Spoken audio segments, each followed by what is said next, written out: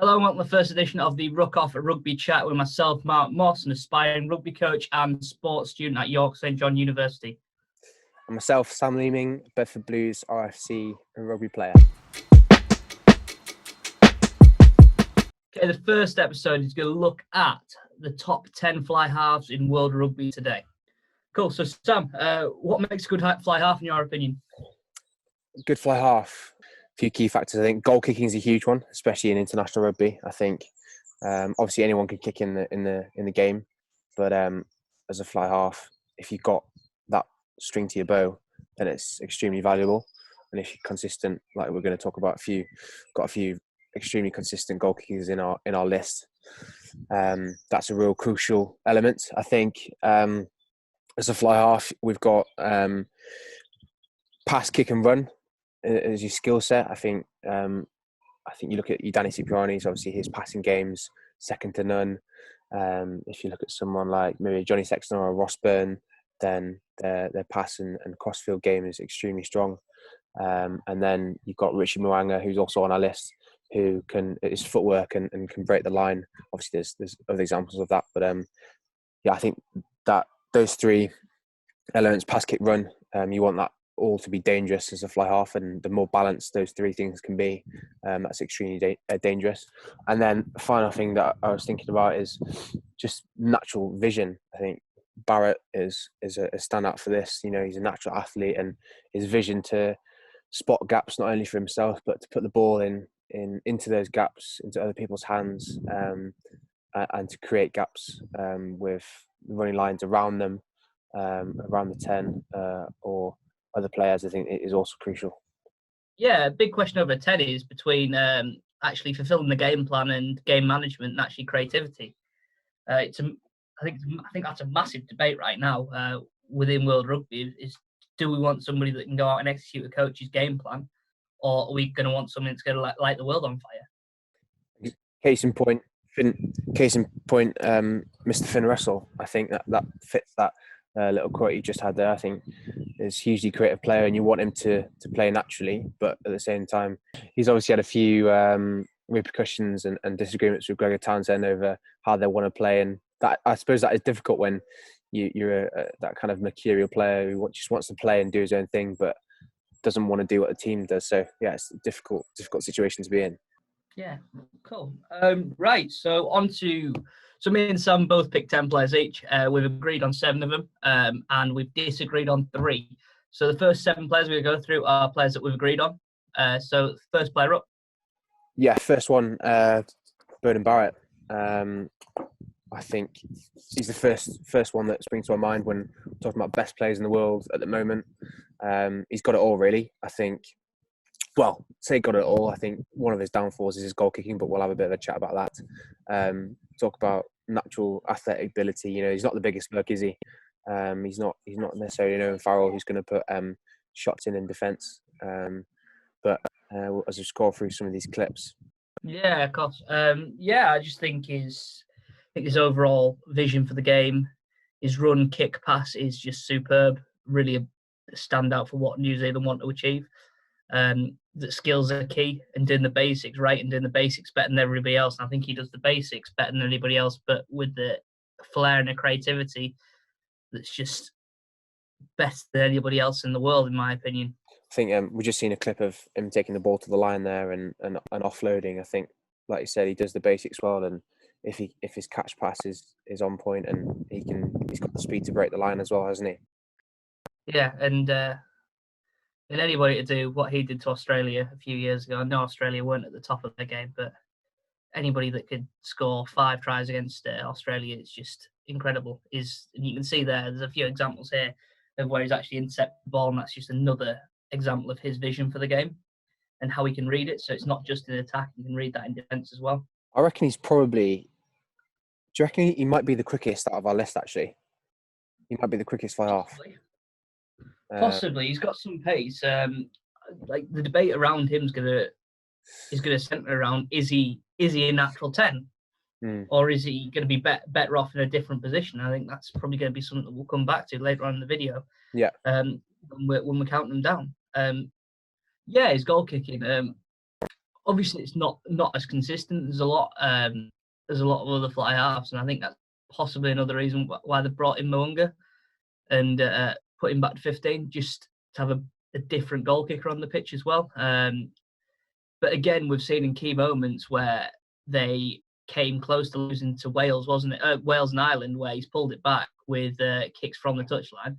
So again, in big moments, he's managed to produce the goods. Exactly. I remember against the Lions as well. The Lions, he kicked remarkably well and kept them in that series. Well, didn't keep them in the series, but kicked really well in those 3 games. So yeah, there's a question over his consistency, but I suppose he can't have it all, and it's one of the areas I've seen him doing some work with Dave Aldred, which I know Wilkinson and others have been doing some work with. So yeah, we might see an improvement. You never know. So on to the next player on our list, who is Romian Ntmack. For me, he has been the best thing about French rugby in a good few years. Him and Antoine Dupont just been tearing it up really since the World Cup. We got flashes of that at the World Cup. We got a little flash of that in the last Six Nations of what they're going to achieve. He's a very, very French player in the fact that he's very unpredictable,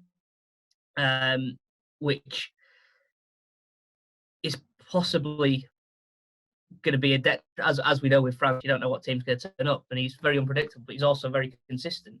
He's just unpredictable in what he's going to do, but his performance consistency has been amazing for such a young player.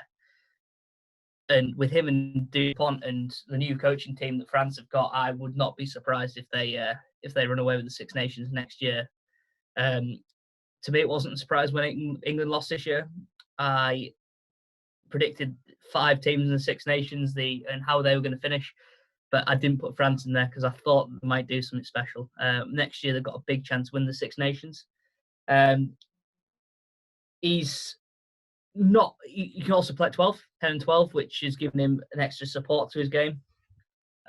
So his support play is unreal. Just every time that somebody's looking to make a gap, he's there. Which I've found that a few of the fly halves have got this trait, but a few others haven't, and thinking about the next phase, getting ready for that. Whereas he's in there with those support lines looking for tries, and it's a natural try scorer. What about you, Sam? I think, it was very refreshing to see him and Dupont bossing things. I think, we saw a few clips of them in the under-20s and they were tearing it up. They just both play with huge confidence, don't they? I think he has got, elements of Barrett's pace and vision. And, you look at previous fly halves for France, you look at Michalak and a few others, typical French laissez-faire, very laid back and not necessarily on the game, but it just playing with confidence, and like it was just very refreshing to see him just driving the team forward. And obviously it comes down to the players around him, but I think he's got a fantastic 9 there at Dupont, which really showed in the Six Nations. I think you'll see what I mean about his support play. His kicking, his percentage on his kicking has been reasonably low, to be honest, which he's looking around 71% on his kicks. But as a young player, I think that's going to come. He's spent a lot of his time at 12 with Toulouse, and he just hasn't got that kicking practice in yet in these big scenarios. But as we saw in the Six Nations, he can lead that. He can win a game. How old is he now? Is he 22? 22. Yeah, I think he's 22. And as you'll see on a lot of these clips here, that he knows what you can see there. That's his support line, but he's running from 12. Yeah. So he's spent a lot of his time with Toulouse at 12. And just that's giving it a different element to the game. And as you can see here from this clip, you can see he's just like a drop goal in a tight game against Italy. Very impressive for him to, especially Six Nations. It was class to see him, debut tournament with France. And I know he's played a lot of under-20 stuff, but he's a hugely promising player and one that's on the top of his game now. What's he going to be like in 2-3 years' time when potentially he's at his peak? Yeah, and if we can just go back to a game management point of view there as well, France were written off already before Six Nations by a lot of people. But after the first game, people start considering them as a contender. In the game where they really slipped up, obviously against Scotland, the loss against Scotland, that was down to a red card in my opinion. But they slipped up against Italy, where it was quite a close game. And you've seen in the previous clip there that he slotted a drop goal when there were 3 points up, or 2 points up, I think it was. And I just think that showed massive maturity, massive game awareness, that at that stage and that age, he can slot a drop goal and make sure that his team wins. I think in the England game as well, they in the Six Nations showed that he can, when nothing's on, he's not afraid to put boot to the ball. And he's again got incredibly talented right boot on him that can ping corners or put high balls up incredibly accurately. Yeah, and he's got that little trait as well, those little dings through and chase on himself and score. We've seen that on 2-3 occasions now. That's a trait that people have got to look out for, that them only got to look out for him running and picking out a great option. He's got another option of just dinking it through, and if there's nobody covering through there, he's got a good chance of running onto it and scoring, which is going to possibly pull the fullback away from the width and give more space out wide for France. Next player we're going to look at is very controversial one, Sam, if you want to take a lead on him.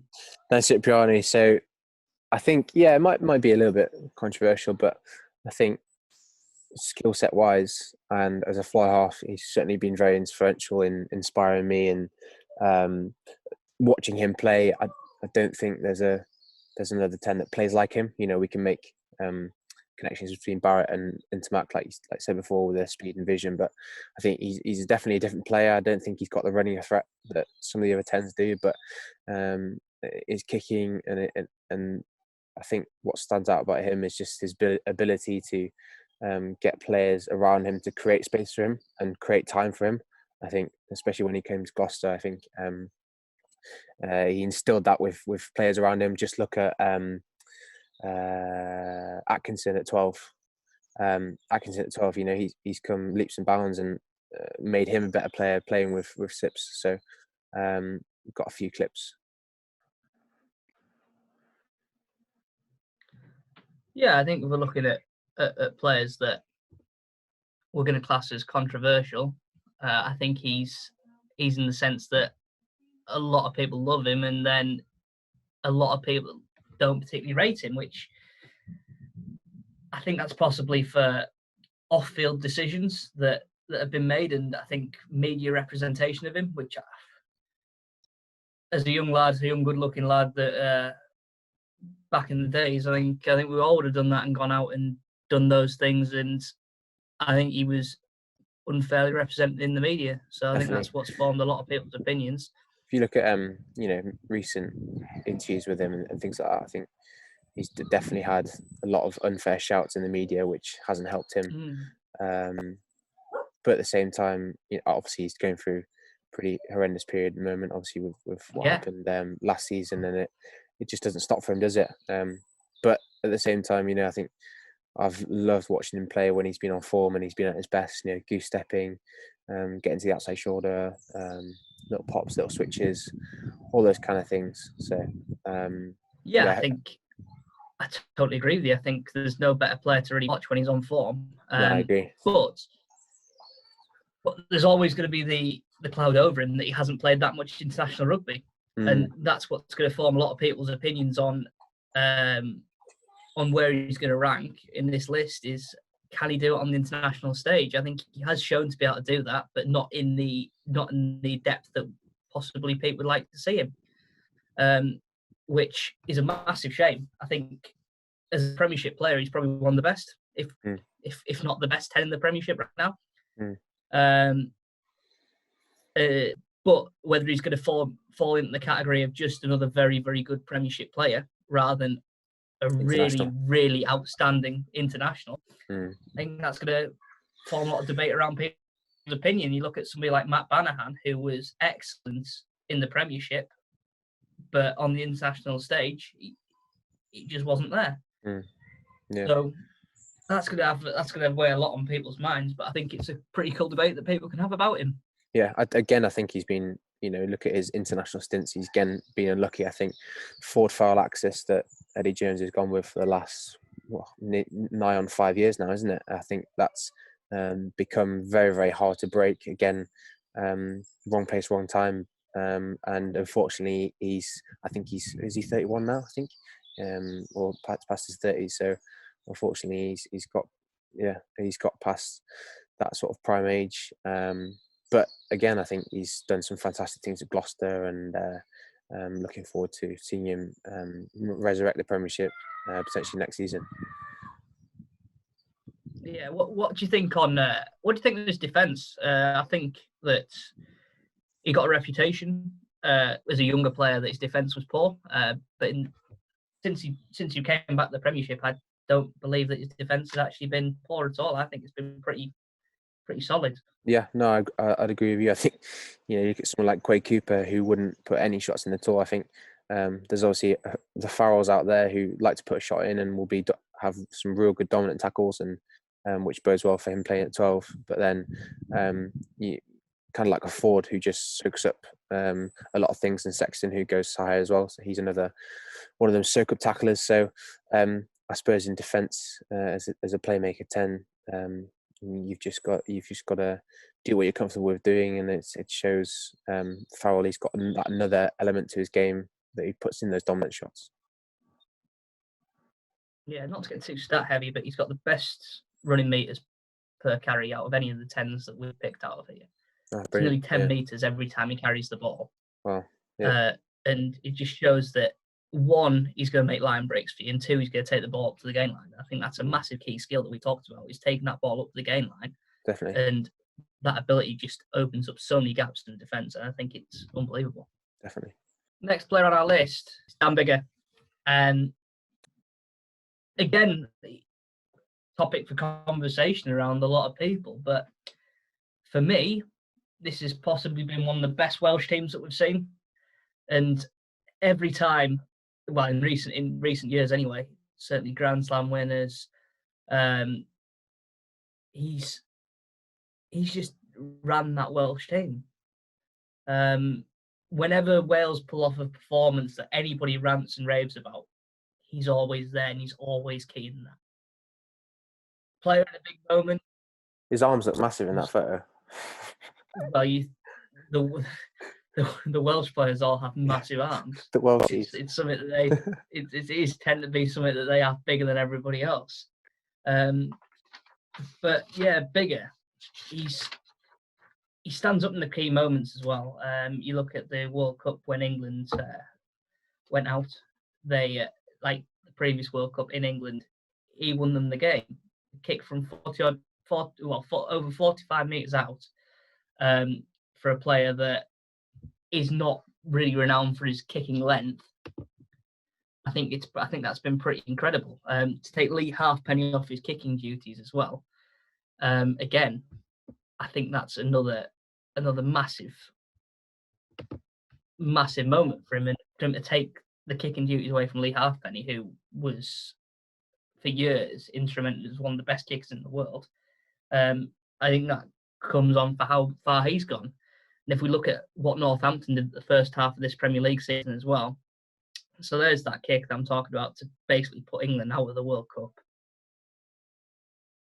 Yeah, I was going to say huge his kicking and his high ball skills as well. You know when Wales play England, for example, he's going to put the ball up there and back himself at 50-50, which is that and his goal kicking are definitely two of his standouts, aren't they?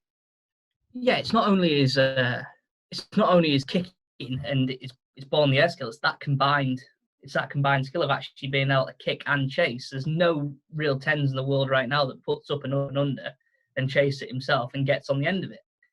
And for me, he's the best aerial 10 in the world. He's a big boy. He gets up in the air. He's relatively solid in defence as well.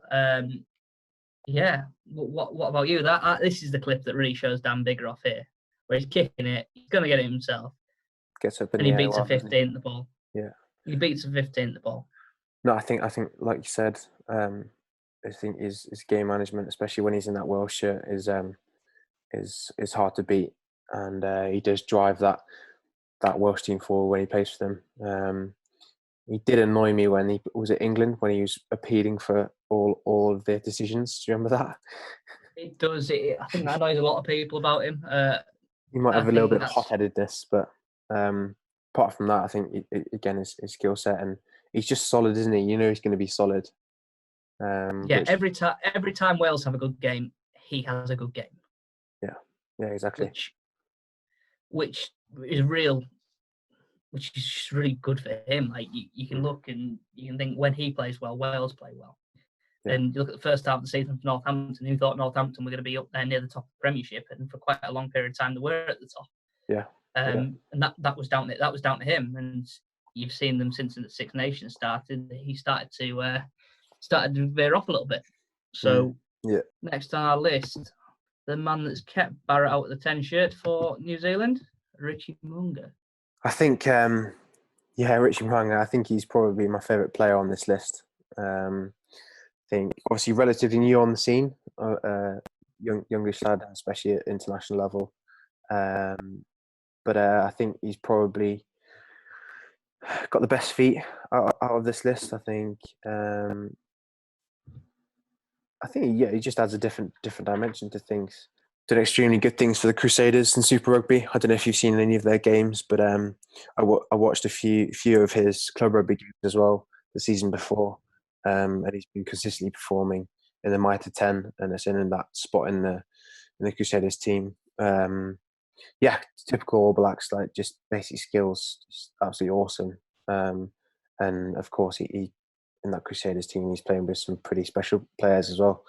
I think points of differences. I think again, I think he takes the ball to the line incredibly well. I don't think he's much of raw speed as a Barrett, but he's got a fantastic step off both feet, and a real good consistent goal kicker. So kind of I'd say hybrid between kind of a proper solid, not boring but classical fly half, and a bit of flair in there as well. What do you think? Yeah, I agree with you. I think over the last few years there's been a lot of 10s coming through to push Barrett in his shirt, such as Mo'unga, likes of those lot, but nobody's really pushed him out, and I think that Mo'unga's pushed him out and he's pushed him to 15. Yeah. Just because he's been seen that they can play in both positions there, and give a different dimension to the All Blacks attack. Definitely. The one thing that concerns me about him is that we haven't seen him in enough big games, and enough games where he's gone out there and won the game himself in a big situation. Yeah. We've seen it in the Rugby Championship where he's torn big teams apart. So he's torn South Africa apart, he's torn Australia apart. But when it gets to a tight game, he hasn't been there, in my opinion. We haven't seen enough of him quite yet. That potential is there, and for sure. I definitely think they're going to push Barrett to 15 when everything starts up again. I think they see him as a Richie Mo'unga as a unreal distributor and creates things for the All Blacks and fits their mould. I feel quite well. Next player is Handre Pollard, World Cup winning 10 for South Africa. There's a lot people can say about this player. He's one of the best players in world rugby today, in my opinion. It was his execution of South Africa's game plan that managed to win them the World Cup. It's as simple as that. Do they have the most talented team in the world, South Africa? Were they expected to win it? No.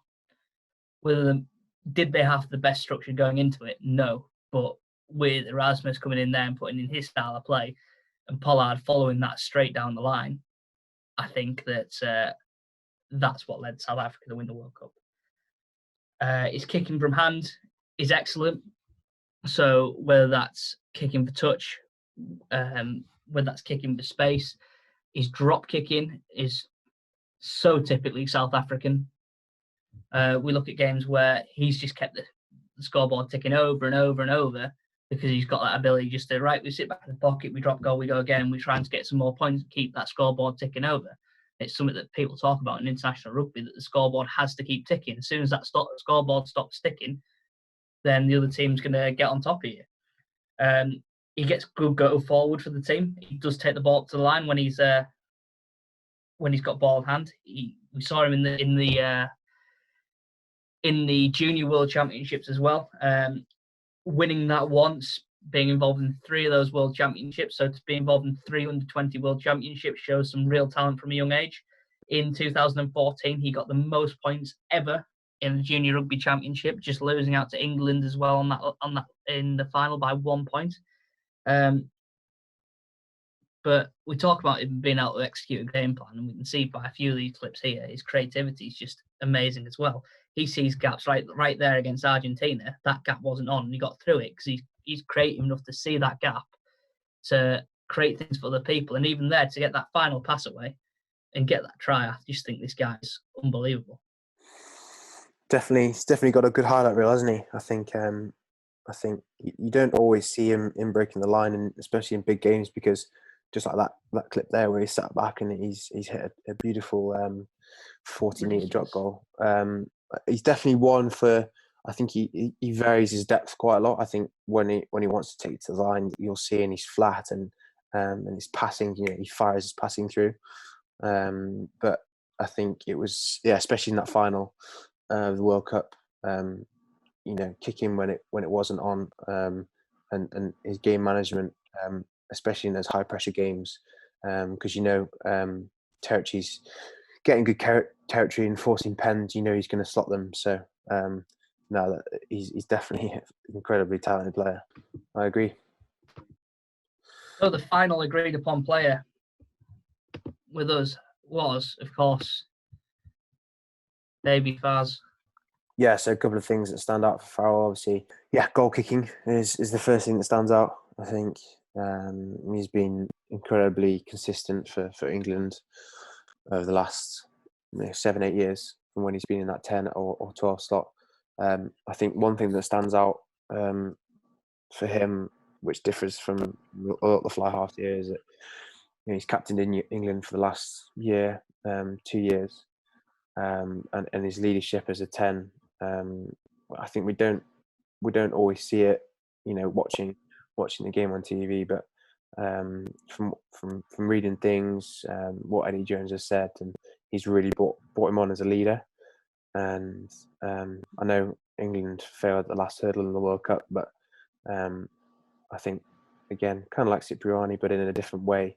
He brings up players around him, and he's a huge. He's look at that England team now, and he's a huge figure within that side. And the last thing is obviously his ability to be at 12. I think defensively,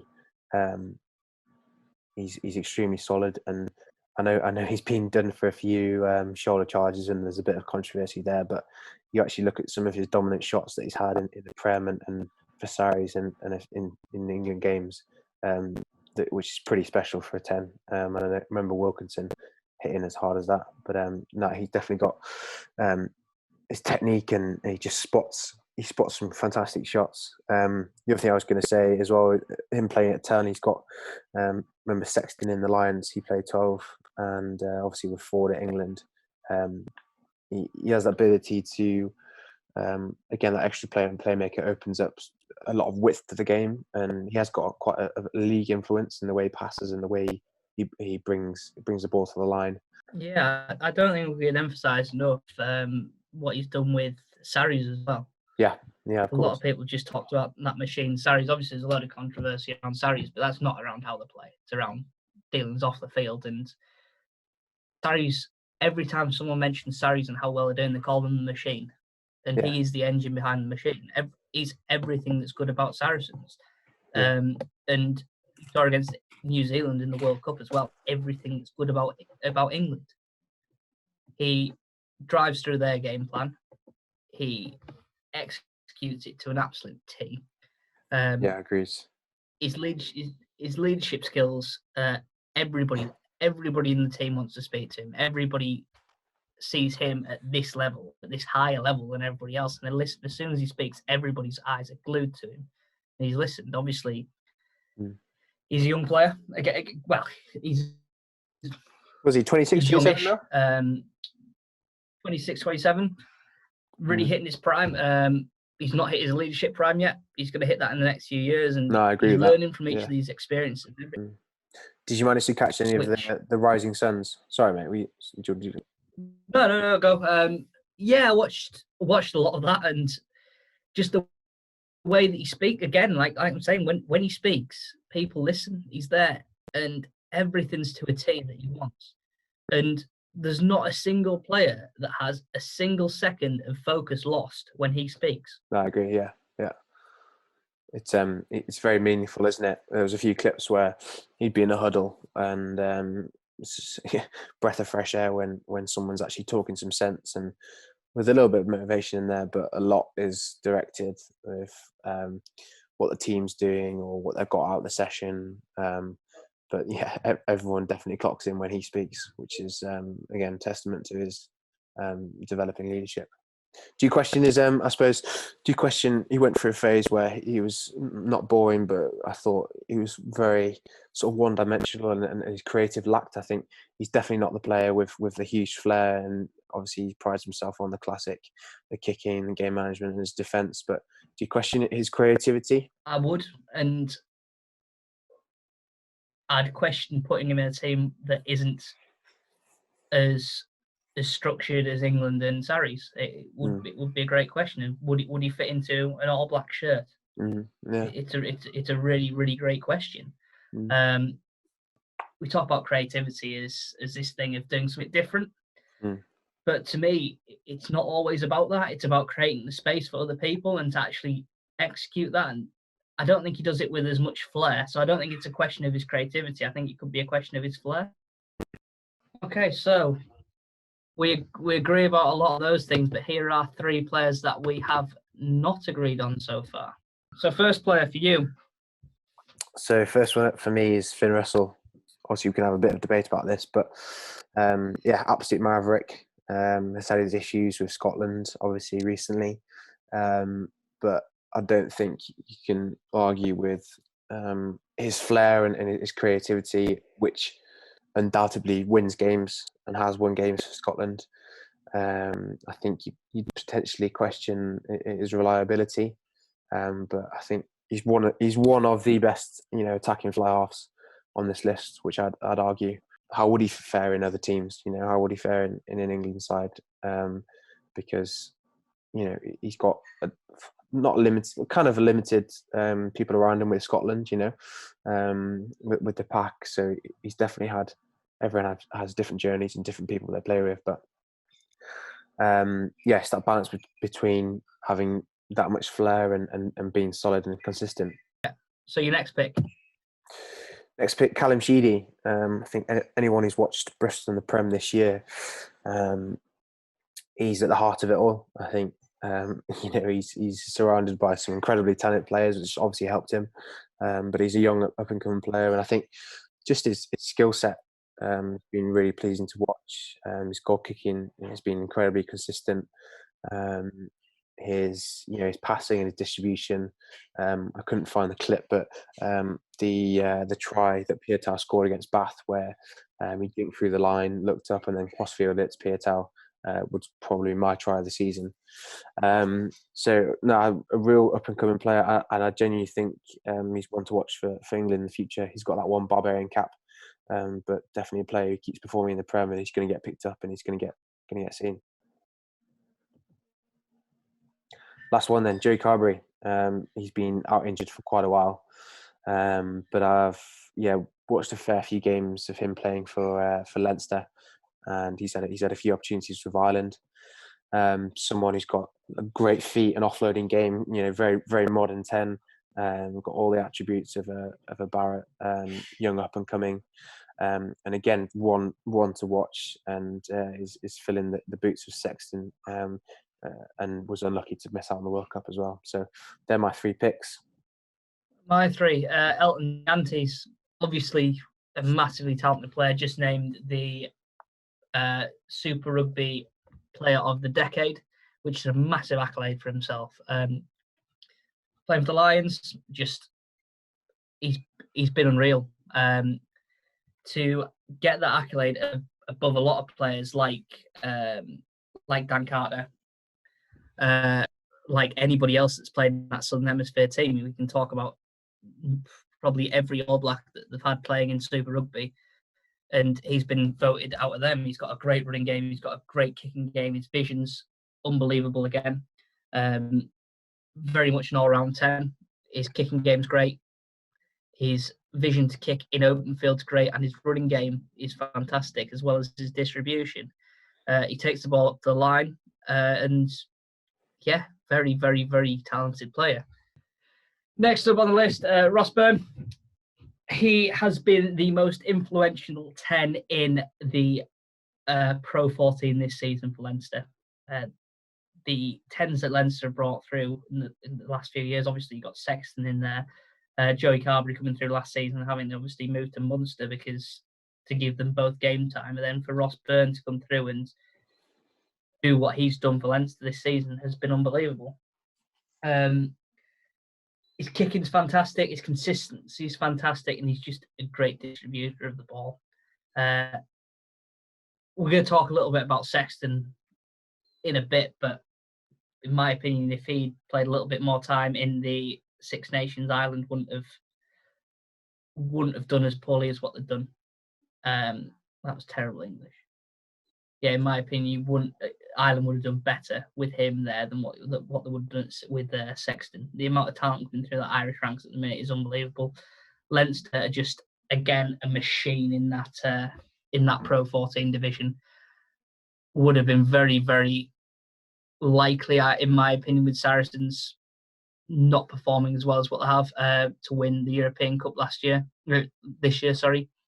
And he's just really taken over the reins from there. Obviously, Sexton has his injury issues, his overplaying issues, but for me right now, he hasn't got the influence of Sexton as a leader, but he certainly has the influence over the players as a player and bringing them around there. And final pick for me is Adam Hastings, a very, very young player who has a lot of talent and who has improved for me since the last year's Six Nations tenfold.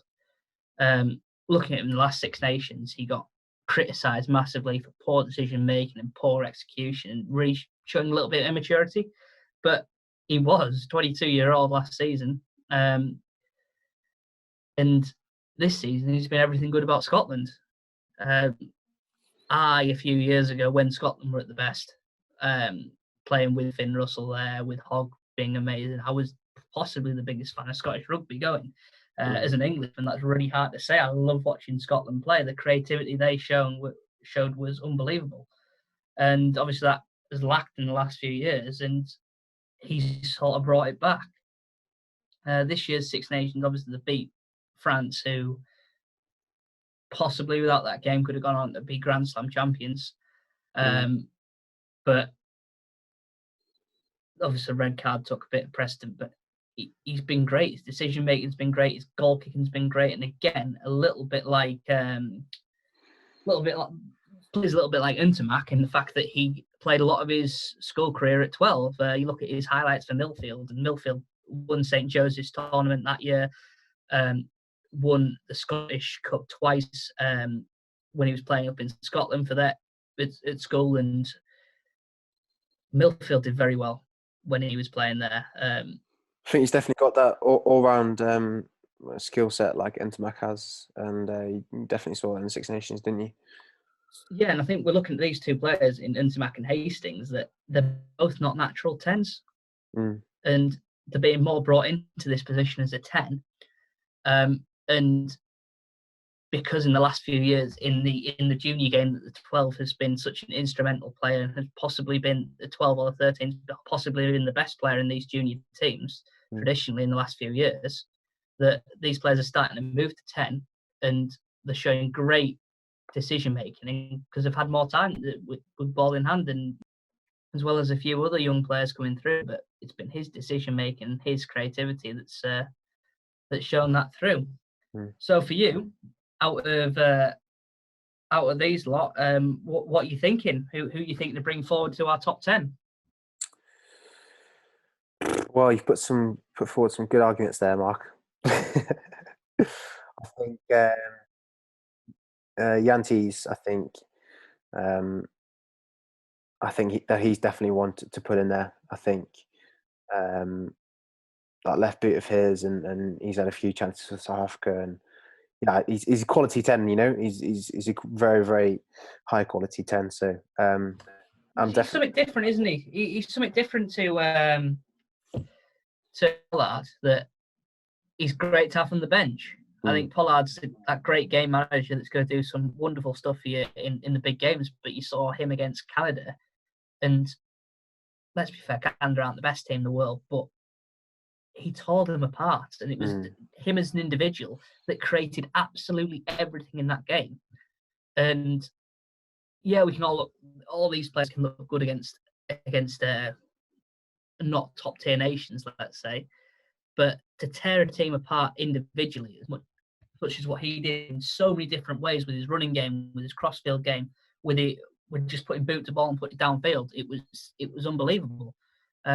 So I would agree that he has to go in there into that top 10. I think a nice, interesting debate we can have is over Ross and Joey.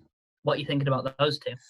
Yeah, well, I think Ross has definitely shown his class. I think he's a bit older, so I think obviously at the moment Joe hasn't had his opportunities, but I think if we're talking about class and quality of player, I think Carbery's still got potential, but maybe Byrne just tips him for today's top 10 list. What do you think?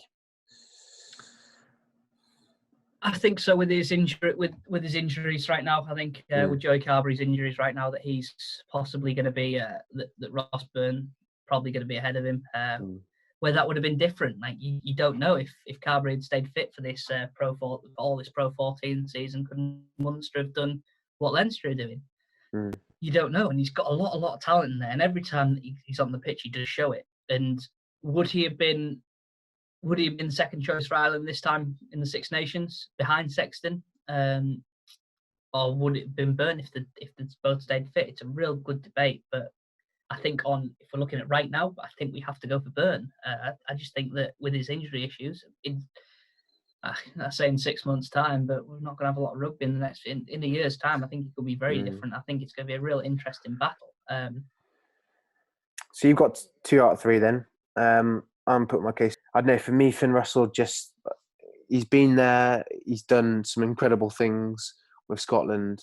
I think his all-round game is pretty strong. Gregor Townsend might not like him, and Hastings might fit the bill a little bit better at the moment. But yeah, for me, it goes to Russell. Yeah, I think we touch on Callum Sheedy a little bit there of a player that's going to show awesome potential going forward. I think we need to look at that. I don't think he's going to make the top 10 in the world right now. He's not got an international pedigree, but who knows in a few years' time? This kid's got it all. He's got everything that you want over 10, and he's just a real flair player. And he could be a world beater in years to come. I agree with you with Finn Russell and Hastings. Right now, looking at Hastings' performance in the Six Nations, could Finn Russell have done better? There's always an argument of could have, should have, but with Finn Russell's international pedigree, with his experience going forward, I think we have to put him in there. I think he's shown time and time again. Whereas Hastings he's done great for Glasgow, he's done great for Scotland in the past Six Nations. Over the World Cup, he was pretty solid as well. But for having those years of stunning performances and the ability to pick out some absolutely unbelievable passes that Finn Russell has that nobody sees, and you just look at these passes and you watch them 10, 15, 20 times, you think, wow. Talked about Scotland earlier, a couple of years ago, and how good they were. I was fighting his case to be taking the 10 shirt for the Lions. And he is unbelievable. So moving on to the top 10, who are we going to rank number 1 in the world? But before that, I think we need to have a little look at a few key omissions here. There's a few names that people are going to look at of Johnny Sexton, George Ford. Why did you not stick Sexton in your top 10, Sam? Because I didn't either. No, that's what I think. It's well known that he hasn't. He got last year he got World Player of the Year, and he just hasn't been up there. whether that be through injury, through form. But he's just not doing it for us. There's some incredible fly halves here that keep on producing performances, and you might question Cipriani this season. Has been the best, maybe not, but Sexton just really hasn't been there this season. Yeah, I'd agree. I think that I didn't agree with his World Player of the Year. Him winning that, I thought it was based on a couple of very strong performances, with a lot of performances that were potentially lacking. He's won some really important games for Ireland recently, and he's also lost a few really important games with his attitude and his body language that he produces when he kind of goes into a little bit of a mood that he can go into. But we look at both Joey Carbery and Ross Byrne coming through. To me, next time the internationals come around, I don't think I'd be picking Sexton in my squad ahead of those two. I'd agree. Yeah. George Ford is another one that we haven't picked. A World Cup finalist. Again, an outstanding player we haven't picked. I think. I suppose Sheedy's got in there for me for my top 10, and Carbery. They just I know they just offer more for me at the moment. I think a lot of people will question Ford's maybe lack of creativity. I think especially with England, he's very confined, but he's had as good performances for Leicester over the years, but again hasn't done it for me for this season, and that's just my opinion. But I'd like to see a little bit more, and I feel like Sheedy, it might be the players around him, and obviously Bristol have been going extremely well and Leicester haven't, so obviously that's a big factor, and it's the team you play in, and it's right place at the right time. So I agree. I think he fits a mould very well. I think he's a player that a bit like what we talked about with Farrell, that he'll go out there and he'll execute what people need him to execute, and he'll do it very, very well. And he's again very, very talented player, and he's had some awesome performances for England. But then there's been some bit like Sexton, where there's been some very questionable ones, and there's been that debate of whether Farrell should play 10 and whether he should play 12. And he shouldn't be there, or he should play 10 and Farrell should play 12. It's a massive debate, and for me, there's a lot of really, really good creative 10s coming up through England's ranks, like Callum Sheedy, like Marcus Smith, and I think he's going to really struggle to stay in that team for the next couple of years. Definitely. And finally, Christian Lealiafano. We haven't actually mentioned anybody from Australia on this list, which no, I think we haven't. Which I think is really detrimental towards Australia's game. They've got a lot of talented players out there at the minute, but they just haven't got somebody running the reins. I think Christian Lealiafano showed a lot at the World Cup and a lot in the Rugby Championship that Australia have been missing, and I think he's going to come through in the next season or so and do very, very well. But he's not a long-term fix for him, and he's certainly not anywhere near this list for me. No, exactly. Foley just hasn't been there. He's been heavily criticised, and I think rightly so, unfortunately, with his goal kicking and his general play. They've been putting Matt Tamu in there, who I think is actually a class player. Bit of a hybrid, 12. Obviously, he was at Leicester with Ford there, and I genuinely think he's a class player. But again, not doing it for me there. I think Lealiafano, I think his story is incredible, quite an inspirational one. Amazing. Massively inspirational. Yeah, and watched him at the Brumbies back in the day a few years ago. Again, quality player. There's actually I don't know if anyone's seen it, but have you seen the mic'd up game that he wore a mic in his jersey when he's playing for the Brumbies? It's on Possibly. YouTube somewhere. Yeah, so that was a big inspiration for me as well. But again, they're not there, are they? Not on this list, and not in our sights, unfortunately, to the Australians. It is a shame, but it's the way they're going at the minute, and I hope in the next few years they'll come through and push for those top 4 rankings again, because it's nothing better than having 3 really good Southern Hemisphere teams to watch to play. So our top 10. So we need to remove Joey Carbery. Yeah. Need to remove Mr. Hastings and remove Callum Sheedy. So I'll just put out of this lot. Who's your gut feeling for number 10?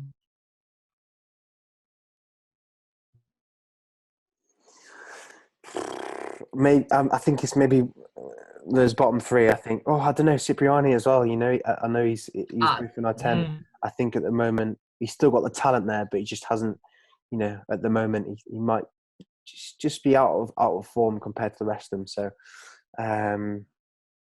yeah, maybe give it to Cipriani. He's still in the top 10 though. I'd agree with you there. I thought you were going to have him a lot higher. Obviously, from speaking to you and knowing how much you think of him, but I would agree. Right now, his form's dipping. Obviously, there's personal reasons behind that, but we have to take into consideration what's happening on the pitch right now. And I would say he's there. I think he's got the potential to. I still think he's got the potential of pushing the England team in for the next World Cup. He'll only be 35, definitely. And I still think he has got that potential in there if he's given the opportunity. But we've talked about Farrell. We've talked about these other players coming through there as well. That it's going to be tight, and I do think he's got the talent to. And it'd be good to see him get that opportunity and see what can happen, because he's that player that can win you anything. He's got the ability to lose everything, but he could win you something as well. Number 9, thoughts? I think maybe Burns is slotting in there. I think Russell was on our bottom, our disagreements, but I think he's up there. I think his form has been incredibly good. Yeah, I think maybe Burns is right there. I'd agree with that. If I'm going to be totally honest as well, I think he hasn't been given I think in the Leinster shirt he's been unbelievable, and if he was given the opportunity in the Six Nations, he could have been a bit higher up. But I don't think he's got that international experience just yet to be pushing any higher than that. 8. I mean, a little bit of bias because, you know, obviously I've watched Biggar and Farrell, Ntmack in the Six Nations, so I haven't seen as much as Pollard or Mo'unga, but I think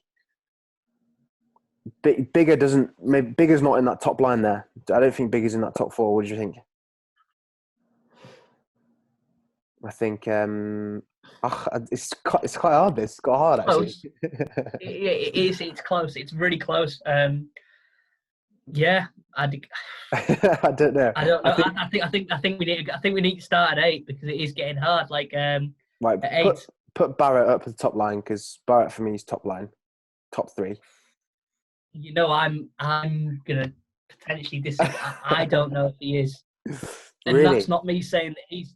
And that's not me saying that he's here in the top 3 or top 4 players in the world. That's me saying that I don't know if he's in the top 4 or 10s in the world. I think he is the all-round phenomenal player. But out and out 10. But would I rather have any of these lot playing 10 and him 15? Or would I rather move them out of position and play him at 10? He's so dangerous. For me, he's so dangerous. He is, and that's not me saying that he shouldn't be on the field. Like for me, if I had the choice of having only Barrett on the field or having Barrett and Ntmack on the field, Ntmack at 10 and Barrett at 15, it's a big call. I don't think he's 8. That's what I mean. I think that he is a phenomenal player.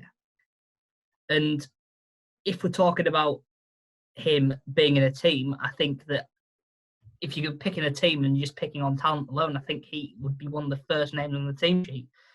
I think he could be playing there in 10, 12, 13, 14, 15. And all right, then. Fair enough. But as a 10, I still think he's on this line. I think at 8, I think we've got that. I do think that we've got that right with Jantjies. Yeah, I'd probably agree. I think he's still an incredibly talented player.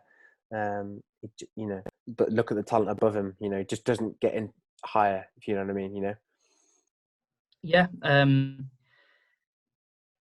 Again, with these other two, he hasn't had as much opportunity to show it in an international jersey, and I think that the club game and the international game are two different kettles of fish.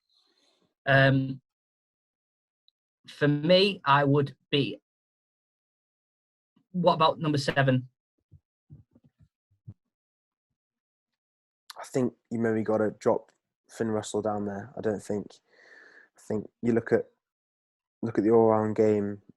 I think personally rate Mo'unga as probably is my number one. Again, it's opinion, isn't it? You know, it's a little bit objective, but I'm looking at that man. I'm thinking him at 7. I think. Yeah. I ranted and raved about France during the Six Nations, and I ranted and raved about him and Dupont before the Six Nations, and he's been brilliant. But would you pick him ahead of any of these players here? No, probably not. Probably not. Maybe Pollard. So for me, I don't know. Maybe Pollard. What do you think? Pollard down at 7. Yeah. Wow, that's caught me off. That's caught me by surprise. The World Cup winning Flyhalf, dropping him the 7th best player in the world. No, not to 7. I don't think you can have Russell as high as that. To be honest, I think you may be right with dropping Ntmack down, but drop him down. Go on. I think Russell for me is at 6 now. Yeah, I'm happy with that. So Finn Russell to go at 6.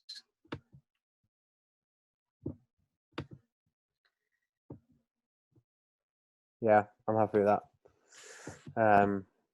This is going to put Barrett goes down 5 as an out and out 10. I don't think that.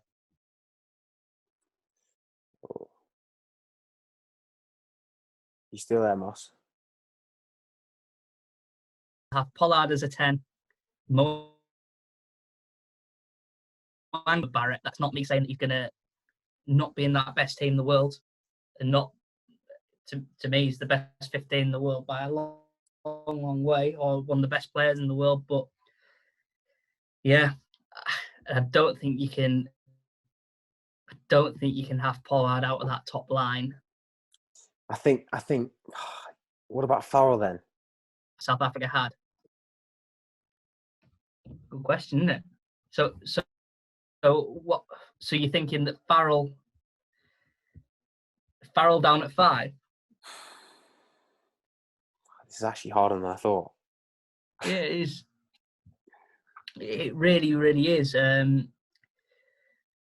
Because again, we've got that debate around Barrett and Farrell of what's the best position. For me, I'm going to get a shadow of doubt that Farrell's position is 10.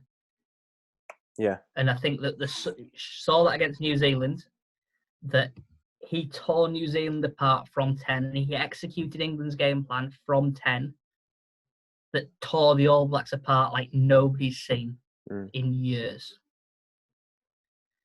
But have we seen enough of him at 10 in the international shirt over the last few years? And I think even on that performance alone from 10, he has to go top tier. I'd agree with you. Yeah. Get Farrell down. So for me, I think Barrett moves down. Yeah. Yeah.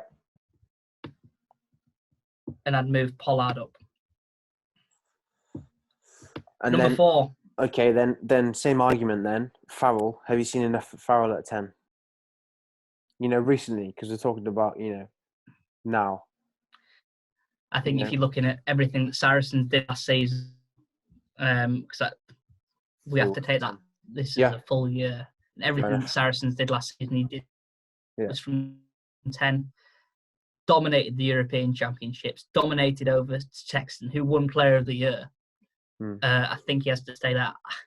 For me, if I was to have, I think Dan Biggar's massively underrated, and I think to have him ahead of Barrett as a 10, I think that's something that it shows massive accolade towards Dan Biggar, but I'd still be having Farrell there. Yeah. And I'd like to hear your argument between. I think we have to be in agreement for the number one spot that Richie Mo'unga goes there. For somebody to have to move Beuden Barrett, who we've talked about being one of, if not the best player in the world, out of his position to 15, I don't think there's a lot of argument that we can't have Mo'unga at 10, at number one. No, I'd agree with so you, mate. Now is the discussion between Owen Farrell and Pollard, and I'd like to hear what your opinion is, considering that you discussed Pollard being on a lower tier. Well, no, I didn't. Well, I was moving him down, but maybe not down that far. Okay. I think for someone who's again his international career is still pretty young. I think